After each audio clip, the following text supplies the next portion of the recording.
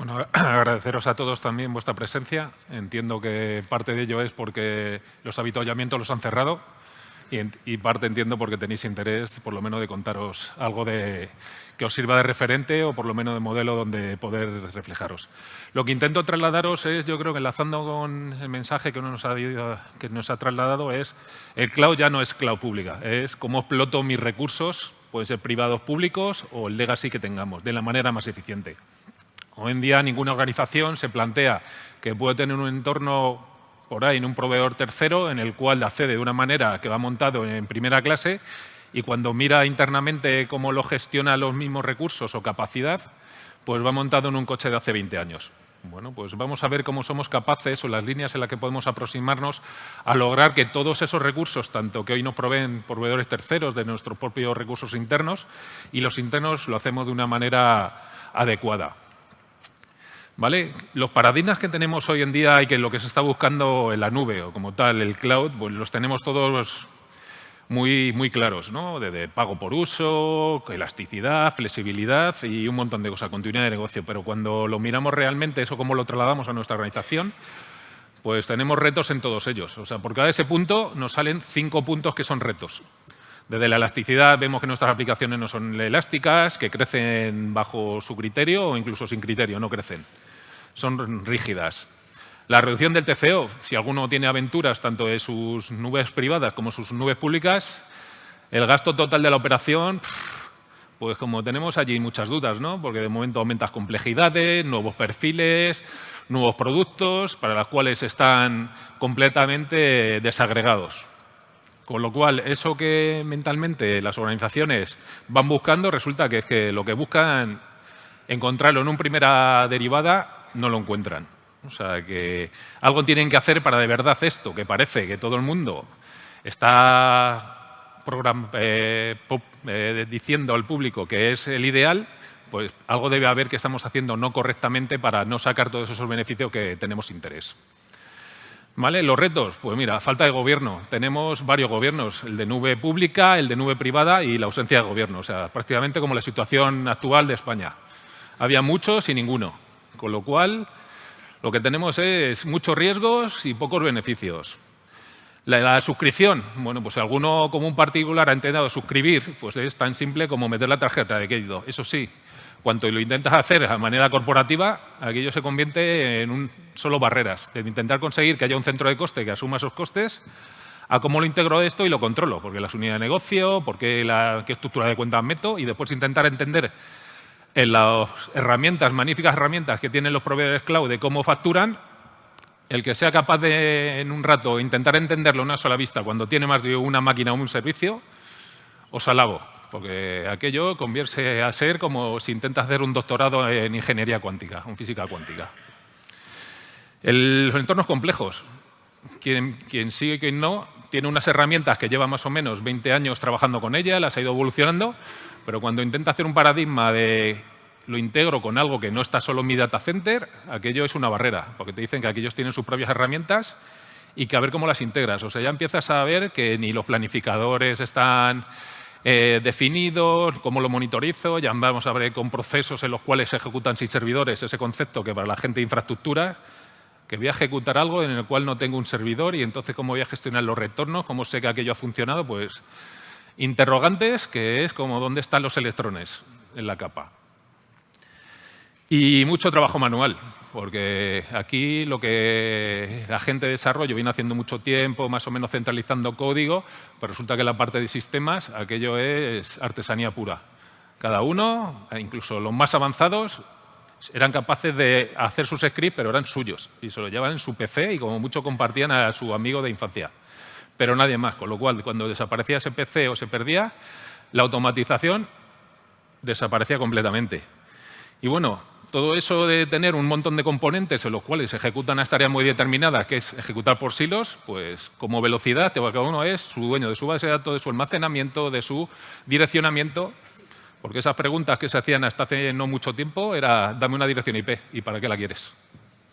Pues eso lo tienes que justificar y dame un sentido. Ya abrir un puerto, pues eso va a ser mejor irse a la quinta enmienda. No voy a responder. Pues para ello tenemos la situación deseada, pues una reducción de costes. Eso, joder, como hemos dicho, qué bien, reducir los costes. O sea, cualquier CEO CFO de una compañía te lo compra, pero ya. Agilizar las interacciones, que un usuario prácticamente se sirva de lo que necesite. Bueno, parece el carro de la compra, eso, y qué bien. Incluso llegar a los supermercados, y hablando de eso, es como si intentas acceder a la web de Mercadona. En esta fase anterior, entendamos que la siguiente fase será aquello que va a ser un disfrute. Pero todo aquello de la interacción tiene que mejorar y mucho. Ser más ágiles. De verdad que un proceso seas capaz de desplegarlo y de una manera que sea controlada. Porque no desplegarlo y no saber cuál es el resultado. Pues para eso mejor no lo despliegues. Y reducción de errores por la gestación de procesos. Vale, se pueden hacer las cosas, pero si son de una sola vez, mucho mejor porque tienes un flujo, un control del flujo de lo que está pasando. Y al final eso nos dará que todo lo que entendamos que es utilizar la capacidad de computación de las organizaciones sea de manera adecuada para el fin, que se ejecuten unas aplicaciones, unos datos y que tengan los resultados esperados. Y que eso se produzca en un marco temporal adecuado, porque si podemos hacer esto y tardamos años en hacerlo, pues casi mejor ni lo intentemos. Pues para ello vamos a ver las fases en las que, por mi experiencia en diferentes clientes, se está llegando a esta adopción de lo que es operación en modo cloud, ¿vale? Que puede ser tanto esos recursos propios como esos recursos ajenos. Pensemos que es un potencial de recursos en los cuales nuestra organización tiene que dar uso. Las organizaciones, y pensemos de las pequeñas a más grandes, han pasado por una fase de un proyecto. ¿De qué va esto? Vamos a intentar entenderlo porque son conocimientos que no están en las organizaciones, lo puedo adquirir vía un tercero, pero al final es en la organización cómo va a impactar esto. Se lo plantean, oye, un proyecto en el cual básicamente puede ser más o menos complejo, pero empiezo a entender de qué va esta tecnología. Puede ser de un tercero, esa nube donde provisiono elementos, o de la propia. Es cómo puedo hacer que esto vaya de una manera adecuada. En el cual empiezo a hacer esa prueba de concepto, empieza la gente a familiarizarse, cómo me afecta, qué limitaciones tiene la seguridad, ese posibles costes, poder entender si el coste de una máquina, si alguno habéis hecho el cálculo de cuánto me cuesta 24 horas de computación en cualquiera de los proveedores nubes, comparado con la computación que tenemos en nuestro data center, alguien multiplica por el número de horas que tiene un año y dice, ¿estamos locos o qué? ¿Quién va a decir que vamos a subir eso ahí si va a costar 3 veces por lo menos lo que tenemos sobre la actual plataforma? Bueno, pues hay que excavar un poquito más qué razones puede hacer que eso sigamos avanzando. ¿Vale? Y entendamos también esos límites de la tecnología y esa arquitectura. Porque al final, muchas veces, lo que proveemos es un contenedor que está vacío. Pero vacío de todo es. Hemos sido capaces de definir unos sistemas de conectividad, unos enrutamientos, incluso unas fronteras de nuestros elementos de nube, tanto interna como externa. Bueno, pues hay que dotarlas y hacerlas operativas. Hay que preguntarse eso cómo se va a monitorizar, cómo se va a operar, cómo se va a hacer backup, cómo va a hacer un DRP, cómo un operador puede coger y saber que se ha caído una aplicación sin empezar a preguntar quién ha subido qué, a dónde. Porque eso es lo último que se entera el tío de operación, que ha subido una aplicación y no sabe dónde está. Si en el origen, en el destino o en el camino. Y no tiene ni herramientas para poder depurar qué es lo que ha pasado. Pues esas son las preguntas básicas que se hacen durante una fase inicial de proyecto. Proyecto como concepto en una compañía. Después empiezo a ver ya qué capacidad de carga puedo estar subiendo. Puede ser más grande, más pequeña, pero en general entender lo que puede ser un ciclo completo de aprovisionamiento, tanto de tecnología como de aplicaciones. Eso nos da también las fronteras de esa agilidad que quiero llegar a integrar. ¿Vale? Donde ya empezamos a pintar ese modelo operacional integrado, enlazándolo con lo que tenemos hasta ahora. Ese modelo de operación donde nuestro data center llevamos 20 años con él, está todo controlado y todo sabe incluso dónde está ejecutándose la carga en cada momento. Y por otro lado, empezar a indicar que cómo voy a tener el control de la facturación. Eso de que las máquinas se dejan encendidas, no se apagan o se encienden durante toda la vida, porque en estos momentos en las organizaciones, los entornos de desarrollo, preproducción y fases anteriores están encendidos 24 horas. Pocas organizaciones son recursos, hay un gasto, bueno, alguien a servicios generales le facturarán las horas de luz. Poco más, eso sí, no pensemos en el resto de componentes que estamos agregando. El avanzado, pues ya tenemos claro, empezamos a vislumbrar qué cosas deben estar en cada sitio y para qué las quiero que estén allí. Por capacidades, publicación, seguridad o otros elementos. Y empiezo a decir esos 2 mundos o 3 mundos que puedo tener entre recursos propios y recursos de terceros, que las tengo que organizar de una manera orquestada y que sean solo un recurso de computación. Puede ser independiente de donde esté, pero eso ya lo decido yo, no la suerte o el azar o que a alguien le ha parecido que queda moderno tener sitios de computación fuera y sitios de computación dentro. Ya tengo que tenerlo claro, por política, definido qué cosas y bajo qué criterios se ejecutan y dónde. Puede ser incluso temporalmente, porque tengo una necesidad de recursos bajo demanda, crecer puntualmente, o por política de que ciertos tipos de aplicativos o componentes pueden estar en un recurso fuera, pero el esfuerzo para la organización tiene que ser el mismo. Y esa optimización. Esa optimización es ya cuando tengo todos los ciclos, tanto de aprovisionamiento como de test, como de despliegue, completamente automatizado. Para ello tenemos que trabajar en 3 ejes. Estos 3 ejes es la automatización de esos elementos de infraestructura, que hasta ahora estaban en un nivel de madurez muy bajo. La gente provisionaba como entendiendo que los ciclos, ya se entendía las organizaciones que tú pides una máquina y dentro de un mes y medio te doy el servicio. Y el que dijera que era más rápido, pues se estaba engañando. ¿Vale? Lograr que eso entre después un ciclo en el que las aplicaciones de verdad se desplieguen de una manera adecuada, que los pasos entre entornos tengan un ciclo orquestado desde donde están en los orígenes, que todo el mundo sepa dónde está ese repositorio idílico de código fuente, cuántas organizaciones han pedido el código fuente y no saben dónde está, hasta lo que está puesto, qué versión está en cada uno de los entornos. Bueno, pues eso de alguna manera hay que orquestarlo para tener esa capacidad de mejorarlo. Y el tercer de los drivers que nos va a ayudar a lograr esa optimización es la containerización. Porque bajo el epígrafe de que todas las cargas se pueden ejecutar en todos los sitios, todavía esa capacidad de abstracción no se ha llegado. Entendamos que la abstracción nos la está dando en la actualidad la containerización. La containerización es convertir tus aplicaciones en pequeños trozos de ejecución que es independientemente del sitio donde las ejecutemos. Pero para eso falta un análisis de saber mis aplicaciones, voy a necesitar trocearlas. La ballena no me la voy a comer entera. No puedo decir que todo lo voy a poder abstraer y ejecutar en todos los sitios. Tengo que entender dónde tienen que estar mis cargas y cómo tengo que cambiar la manera de hacer mis aplicaciones para tener esa idílica situación de ejecutarlas y movilizarlas en función de la necesidad. Pueden estar abajo por criterios o pueden estar arriba, pero que tenga esa capacidad de mover esos entornos, esas aplicaciones, de manera automática. Pero claro, tienes que hacerlo sin olvidarlos de las 2 cosas anteriores. Cómo lo estoy desplegando para saber qué está desplegado en cada momento y qué está ejecutándose, para decir, y ahora lo muevo en función de interés, y automatizar toda esa capacidad de ejecución de todos los elementos y que vayan no solo al aprovisionamiento, sino que ese aprovisionamiento sea operativo. Que de verdad, desde el minuto 1, seamos capaces de que una máquina está, o un recurso, está operado y explotado y es viable. No que hay un servidor ejecutando algo que no sabemos muy bien y no se ha desplegado con ninguna de las imágenes que tenemos validadas entre las organizaciones. O sea que las patas importantes, automatizar, incluir el ciclo de desarrollo y containerizar. Si no, vamos a tener cosas dispersas, capacidades que toda podrás provisionar de una manera más o menos automatizada, después lo podrás meter en tu organización de una manera más o menos manual o automatizada, pero ese ciclo que te da de verdad las ventajas de ejecutar los códigos o las aplicaciones que es la finalidad, no vas a obtenerlo nunca. Porque todos estos beneficios que nos está dando, por un lado la automatización, que yo creo que ha sido la capacidad de los desarrolladores de quitarse a la gente de sistemas de en medio. Lo voy a convertir que prácticamente sea tirar línea de código, que es lo que sé. A mí ya, donde se ejecute, pues bueno, habrá algún listo que me diga, pero yo quiero ejecutarlo.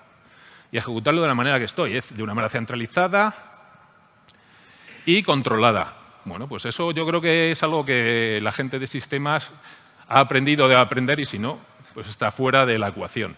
Porque van a ser autosuficientes las personas de desarrollo en poder proveerse de todas aquellas potencias de cálculo o todas aquellas potencias de las aplicaciones que necesita. Simplemente decidiendo cuándo y dónde debe desplegarla. ¿Vale? Pues para ello, pues evitaremos que haya silos. Ya ese concepto de arquitecturas en 3 capas, donde cada uno se dedica a sus tareas de base de datos, de sistemas operativos, de conectividades, se tiene que romper. Ya tiene que haber equipos multidisciplinares donde sea un ente lógico el que genere cuál es la solución de cada uno de los elementos. Y que sean acopladas a una arquitectura que es más difusa. Ya no hay tantos elementos claros de arquitectura de 3 capas. Saltamos a los microservicios. Las infraestructuras rígidas teníamos muy claro dónde se virtualizaba, qué se virtualizaba y los componentes de base de datos, sistemas operativos, los otros elementos. Los tratábamos prácticamente como si fuera la infraestructura unas mascotas, mientras que ahora los tenemos que tratar como rebaños. Hay un montón de computación y la tengo que gestionar en bloques. Y tengo que tener claro cómo es, no atender a cada una de las peticiones de cada uno de los elementos, sino lo trato como unos elementos estándares. Aunque queda bien, a un modelo rebaño. Y les tengo que decir por dónde van. Y quitando barreras a la innovación, porque todos esos recursos los voy a poder acceder, la gente va a poder disponer de ellos de manera automática. Con ello disminuiremos los costes y ganaremos agilidad y control. La automatización pues, nos da la capacidad de repetir muchas cosas y sobre un ámbito más grande, porque antes repetíamos cosas sobre un ámbito muy reducido, con lo cual la gestión de configuración pasaba que incluso en clústeres los teníamos desiguales, porque nadie gestionaba la configuración. Solo cuando alguien auditaba decía, oye, ¿de verdad que tenéis el mismo código, está en los mismos ficheros de configuración de arranque en los dos lados del clúster? Bueno, y ya no hablamos del resto de entornos. Pues eso, sobre ese ámbito puedes mantener un parque infinito de recursos de una manera coherente. Y cuando algo no esté diferente, seas capaz de remediarlo automáticamente, porque las excepciones cuestan dinero. El tratamiento individualizado, cuando hemos visto, nos hace que genere más costes ineficientes a las organizaciones. Los puntos de inflexiones de la automatización.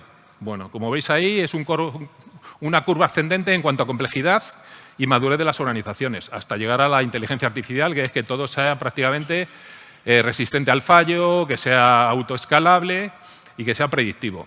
Bueno, pero como vemos, partimos de un proceso en el que no hay nada, algunos hacen algún script, algunos lo comparten con los amigos, hasta que de una manera las organizaciones tienen que ser capaces de dar un entorno en los cuales ese proceso sea maduro y sea con un fin que sea mejorar la agilidad y el control de los recursos existentes. Desde ese punto que es la provisión automática de elementos, pero no automática que solo va de un botón derecho, sino que sea cuando yo quiero y de la manera que yo quiero, no de la manera que han decidido alguien. Para ello, la parte de la infraestructura, como digo, parte importante, porque va a ser reusable por todo un conjunto de personas o de organizaciones, mantenible, soy capaz de evolucionarlo en función de mis necesidades, sé dónde estoy y dónde quiero llegar. Extensible, lo puedo extender tanto en volumen como en capacidad y que sea testeable. Esto es repetir las cosas, que parece algo anteriormente complejo. Joder, voy a tener que repetir la provisión de elementos. Ahora puede ser tan sencillo, ya no de puro errores. Redespliego la infraestructura porque tardo menos que estar preguntando qué es lo que está pasando, si lo tengo de verdad todo automatizado. Hoy los contenedores es más fácil. ¿Qué es lo que pasa? No, redespliega. Tengo el código controlado, tengo las infraestructuras que las despliego en el tiempo necesario para lanzar el código y que me lo aprovisione, con lo cual, no dudes, es más fácil. Y son autorremediables. Ellas mismas son capaces de resolucionárselo. Como veis, hay un paradigma bastante complejo de herramientas, pero simplemente es como demostración de lo que se puede utilizar en cada uno de los elementos. Ahí, que cada organización determine cuáles son sus elementos más adecuados. Las herramientas hacen de todo y pueden no hacer de nada, solo aumentar complejidad. Partes importantes, iniciar descubriendo que para qué lo quiero, para después saltar y ejecutarlo. ¿Vale? Desde la infraestructura como código a la gestión de versiones, lo que hemos visto el DevOps, desde las operaciones al desarrollo, las operaciones, con un modelo operativo bastante claro. Porque tenemos que combinar la automatización de dos mundos. La infraestructura, que viene con un poco más de atraso, y el ciclo de vida de las aplicaciones. Con esos mundos y apoyándonos en el tercero que hemos comentado antes, que es la containerización, de verdad cómo las organizaciones obtienen beneficio de todos estos modelos de operación cloud. ¿Vale? No nos engañemos, no existe una cloud externa y después existen unos recursos internos. Tenemos que lograr que todos sean ejecutados de la misma manera. Simplemente es un ejemplo de esto de una organización en el cual pasó por todas esas fases. Pasó la creación de entornos de containerización automatizados en un proveedor de nube, para después, y esto básicamente por capacidad de disponer de recursos. La propia organización entendió que si tendría que montar una capa de abstracción con containerización en un tiempo finito para empezar a desarrollar, se le iba en el marco temporal del año. Entendiendo su ciclo interno, entender su organización, entender para qué lo quiere. Y esto estamos hablando que se puede abordar de esta manera, es disponiendo de recursos en terceras ubicaciones en semanas, meses. Lo que puede habilitar tener capa de containerización, automatización de elementos de despliegue y metiendo el DevOps dentro de las organizaciones, cambiando culturalmente todos los elementos necesarios. Y parte importante, poner recursos, y los recursos, sobre todo, que sean asociados a lo que se quiere lanzar. Si estoy pensando que mi transformación es importante, pongamos recursos asociados a la transformación. Y de momento, nada más. Esta organización saltó en eficiencia, en el tiempo de disposición de aplicaciones y reducciones en los costes de manera real. ¿Vale? Y el tiempo se ha agotado.